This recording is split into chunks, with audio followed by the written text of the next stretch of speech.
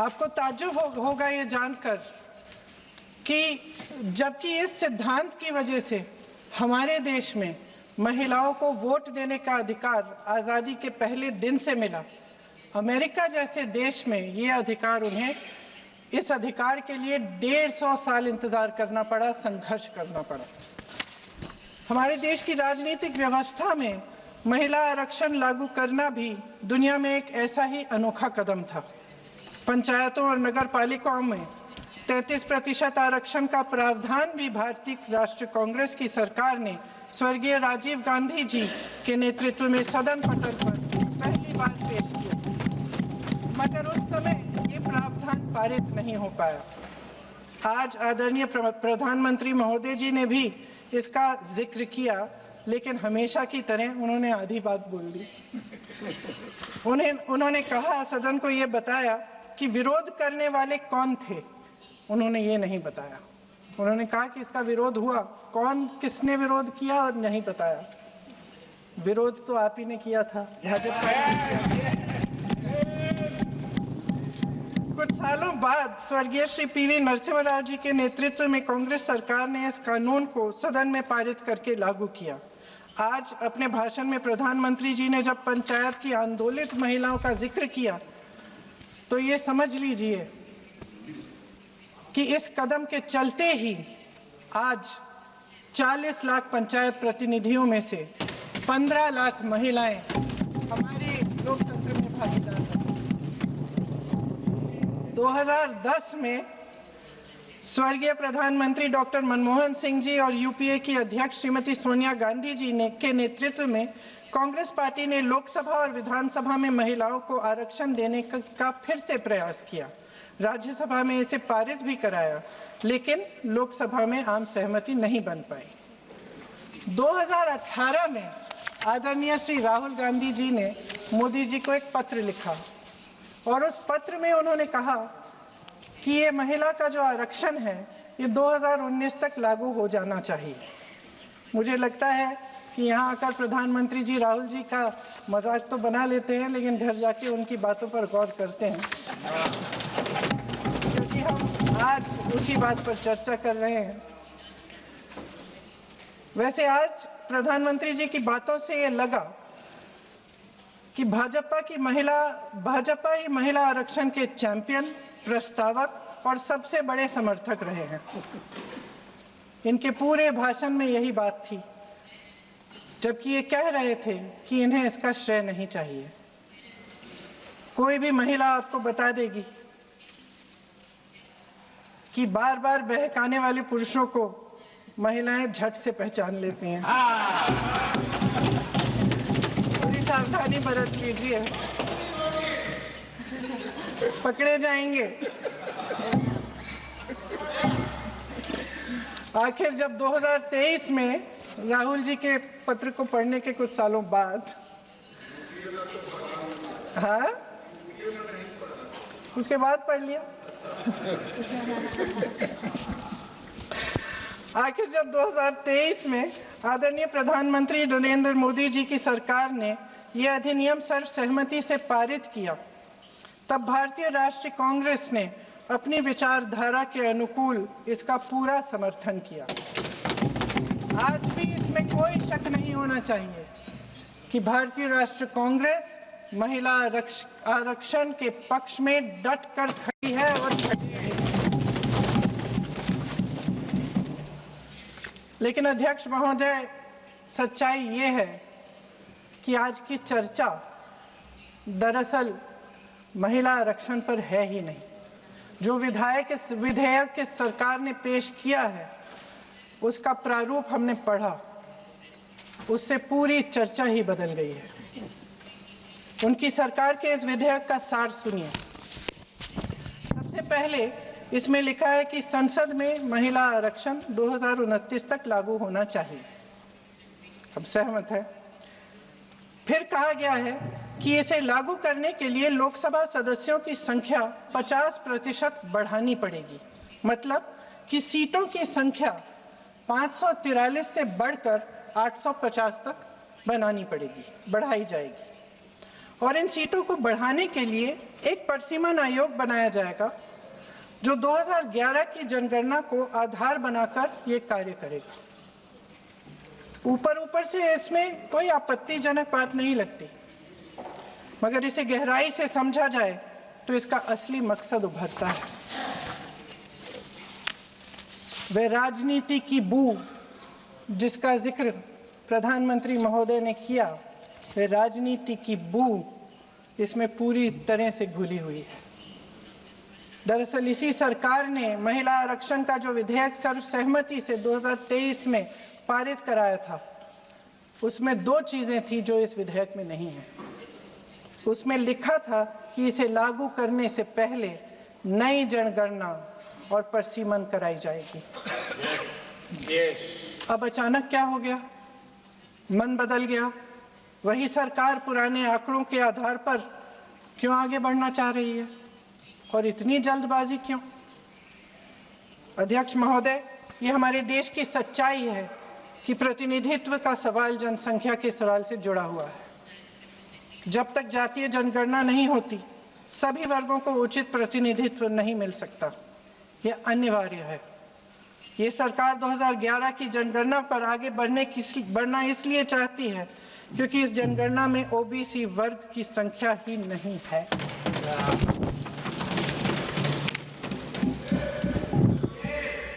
आज प्रधानमंत्री महोदय ने बड़े हल्के में बोल दिया कि इस वर्ग और उस वर्ग के बारे में हम बाद में देख लेंगे। कौन सा इस वर्ग, कौन सा उस वर्ग? ओबीसी वर्ग की बात कर रहे थे कि हम बाद में ही देख लेंगे इसके बारे में।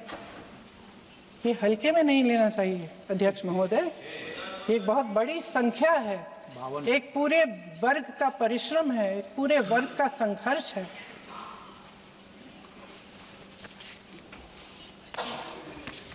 इसे टेक्निकल मुद्दा बता के उन्होंने अपना पल्ला झाड़ दिया। हम इनकी मांग कर रहे हैं, हम इनकी जरूरतों को आगे कर रहे हैं, हम कह रहे हैं कि इनको भी अपना हक मिलना चाहिए, और प्रधानमंत्री जी ने उसको एक टेक्निकल मुद्दा बता दिया। हमारे प्रधानमंत्री महोदय किस बात से घबरा रहे हैं? इसी बात से ना कि जब नई जनगणना होगी तो इस ओबीसी वर्ग के असली आंकड़े निकलेंगे और उसमें पता चलेगा कि ये वर्ग कितना मजबूत है, कितना बड़ा है, और उसके हक को कोई नकार नहीं पाएगा। 2011 की जनगणना को परिसीमन का आधार बनाकर प्रधानमंत्री जी ओबीसी वर्ग की ये हक छीनना चाहते हैं। उनके साथ एक बहुत बड़ा अन्याय करने जा रहे हैं। अध्यक्ष महोदय, कांग्रेस पार्टी कभी नहीं होने देगी। हमारा संविधान सबका है, ये देश एक एक देशवासी का है। किसी एक का हक छीनकर इसे नहीं चलाया जा सकता। इस विधेयक में सिर्फ यह अभाव नहीं है, एक और खतरनाक अभाव है। संसद का 50% विस्तार प्रस्तावित है, लेकिन इसके लिए कोई ठोस प्रक्रिया के बारे में एक भी शब्द नहीं लिखा है। आश्चर्य की बात यह है कि इतने बड़े परिवर्तन के नियम क्या होंगे, कैसे किया जाएगा, पूरे विधेयक में एक भी शब्द नहीं है।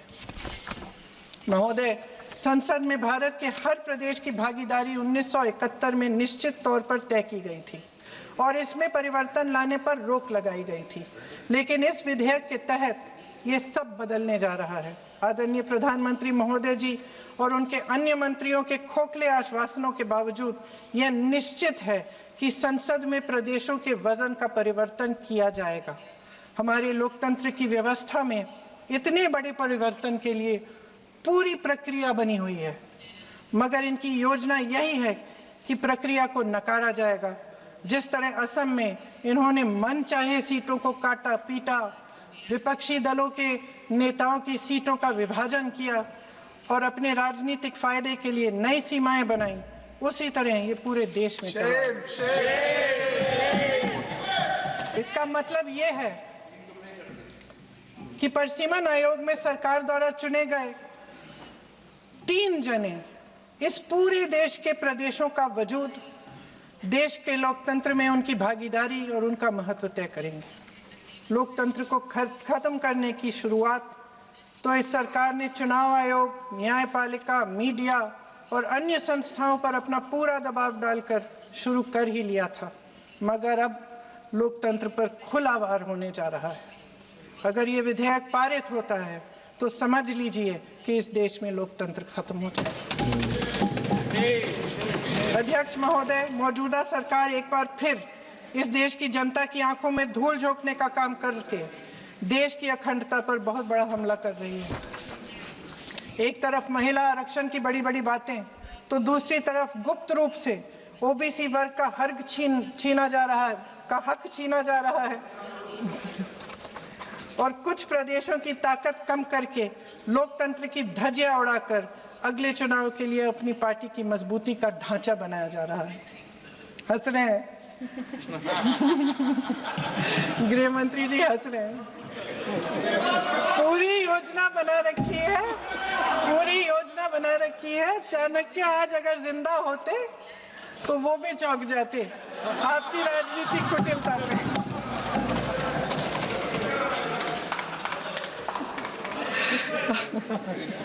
इन्होंने पूरी योजना बना रखी है, हंस रहे हैं, सहमत है मेरी बातों से। अचानक प्रदेशों में चुनाव के दौरान सदन की बैठक बुलाओ, कोई सर्वदलीय बैठक मत बुलाओ। विधेयक का प्रारूप सिर्फ एक दिन पहले सार्वजनिक कर लो ताकि विपक्ष को कोई मौका न मिले कि इस पे चर्चा कर ठीक ढंग से हो।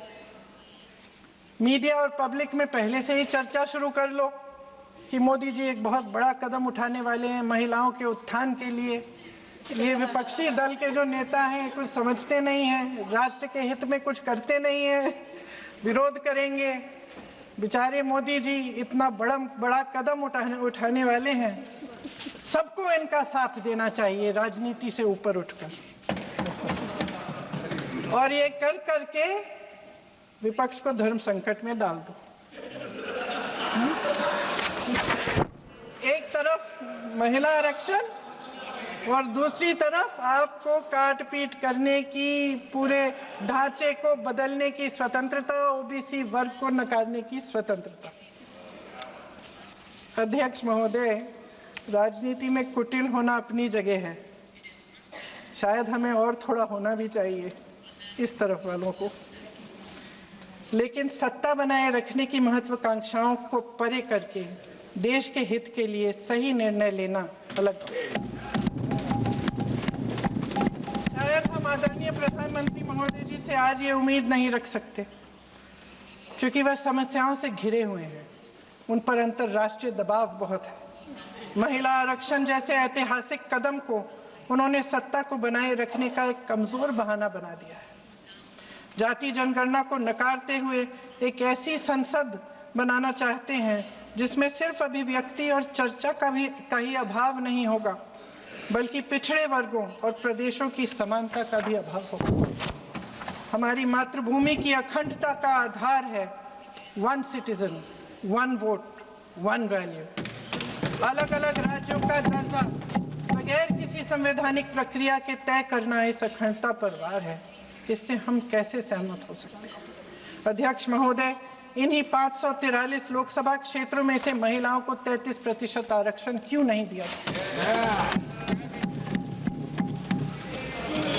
अगर पद खोने का डर नहीं है तो कुछ लोग अपना पद खो लें।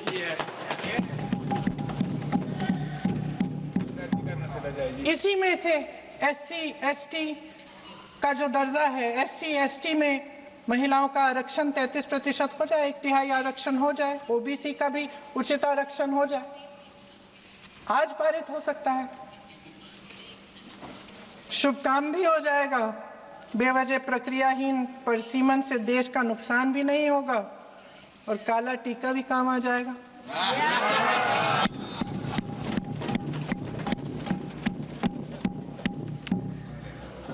सदन की सर्वसहमति से देश के इतिहास में एक महत्वपूर्ण कदम उठाने पर आदरणीय प्रधानमंत्री महोदय जी का नाम भी लोकतंत्र का गौरवमय पन्नों में लिखा जाएगा।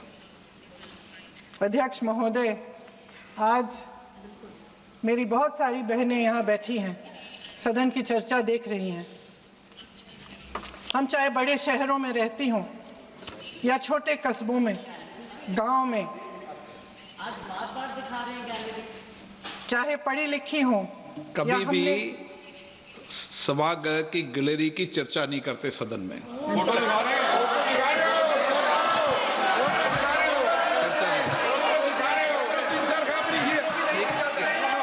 एक मिनट महोदय, मैं थोड़ी अभी भी थोड़ी नई हूँ, मैं समझ जाऊंगी। प्रियंका जी एक मिनट। माननीय सभासदों, सभा की सहमति हो तो सभा की कार्रवाई आज रात को 11 बजे तक बढ़ा दी जाए।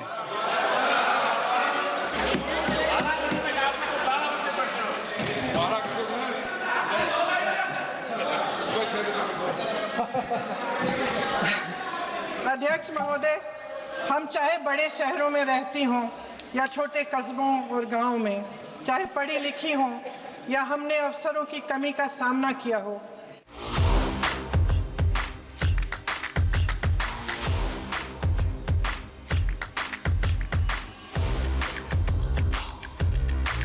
This is India's #1 news network, and you're watching News 9, English news as it should be.